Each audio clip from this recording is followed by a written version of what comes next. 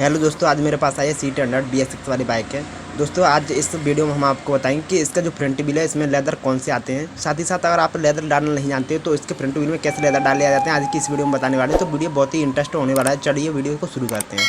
दोस्तों जैसा कि देख पा रहे हैं इसका जो फ्रंट व्हील है इसके यहाँ पर ब्रेक लगी हुई है।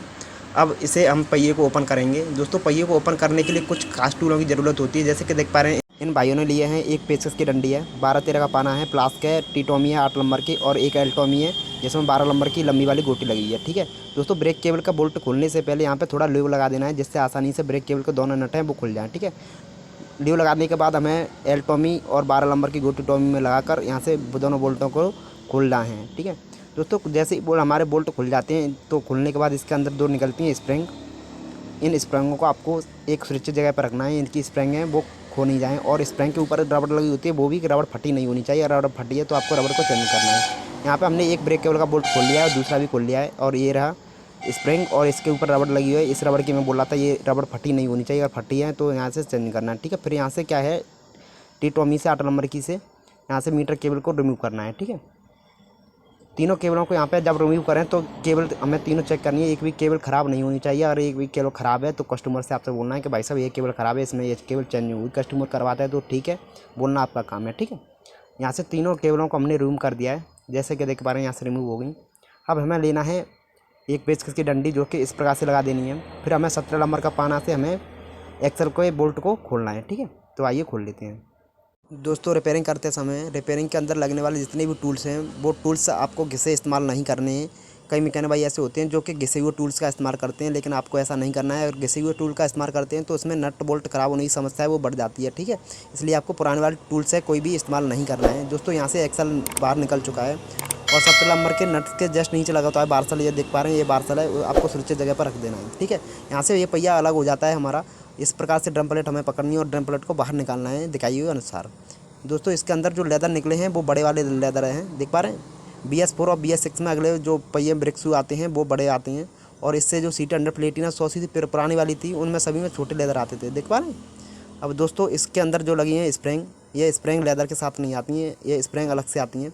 जब भी इसमें जो स्प्रिंग डाला है तो स्प्रिंग का जो सिरा हुआ होता है, ये वाला सिरा वो नीचे की तरफ होना चाहिए, इस प्रकार से उल्टा नहीं होना चाहिए।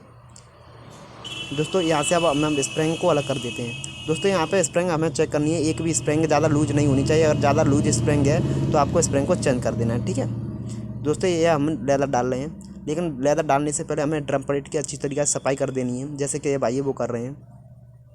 रिपेयरिंग करते समय कोई भी काम कर रहे हैं तो उसकी साफ़ सफाई का आपको खास ध्यान रखना है।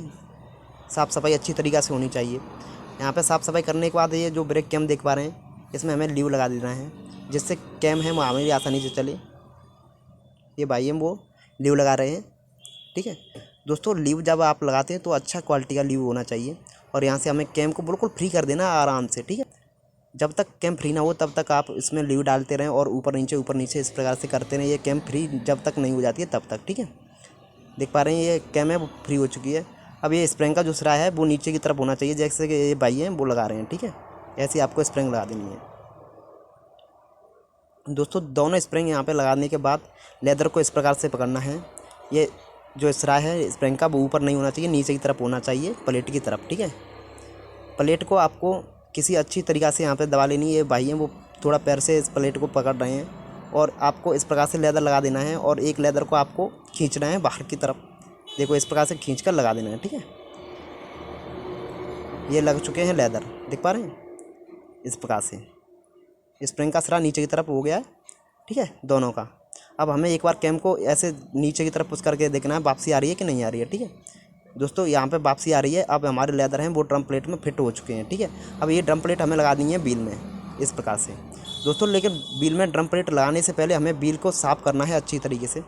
देख पा रहे हैं इसके अंदर जो लेदर की गंदगी है वो बिल्कुल नहीं होनी चाहिए और इसके अंदर आप हो सके तो रेगमाल का इस्तेमाल करें ड्रम में। ठीक है दोस्तों, यहाँ पर हमने ड्रम प्लेट है वो लगा दी है। ड्रम प्लेट लगाने से पहले उल्टा सीधा हमें घुमा के देखना है। ड्रम प्लेट बिल्कुल फ्री होनी चाहिए, बिल्कुल आड़स नहीं होनी चाहिए। ठीक है, ड्रम प्लेट लगाने के बाद आपको व्हील को वापस उसी तरह लगा देना है जैसे कि गाड़ी में फिटिंग होता है, इस प्रकार से हमें वापस लगा देना है। तो इस प्रकार से हम लगा लेते हैं, आराम से देखो बैठ जाता है इस प्रकार से। अब हमें एक्सल लगाना है। एक्सल को सीधा उल्टा कैसे भी लगा सकते हैं, मतलब लेफ्ट की तरफ से भी लगा सकते हैं और राइट की तरफ से भी लगा सकते हैं, कि एक्सल को कैसे भी लगा सकते हैं। ठीक है दोस्तों, एक्सल लगाने से पहले यहाँ पे थोड़ा लीव कर देना है, क्योंकि आने वाले वक्त में यहाँ पे जंग नहीं लगे, इसलिए आपको लीव करना बहुत ही ज़रूरी है। देख पा रहे हैं इस भाइयों ने लीव लगाकर एक्सल को लगा दिया है व्हील में। ठीक है, अब हमें एक बार्सल लेना है जो कि बोल्ट के जस्ट नीचे था, ये वाला बार्सल है, ये वाला बार्सल हमें लेना है और फिर हमें डिबरी लेनी है 17 नंबर की।